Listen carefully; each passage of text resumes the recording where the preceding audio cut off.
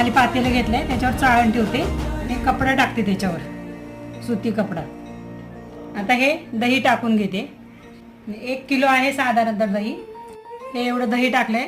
आता हे अशी त्याची पोटली बांधून, म्हणजे जर एक्स्ट्रा पाणी जे निथळते ते खाली पातेल्यात हे होईल.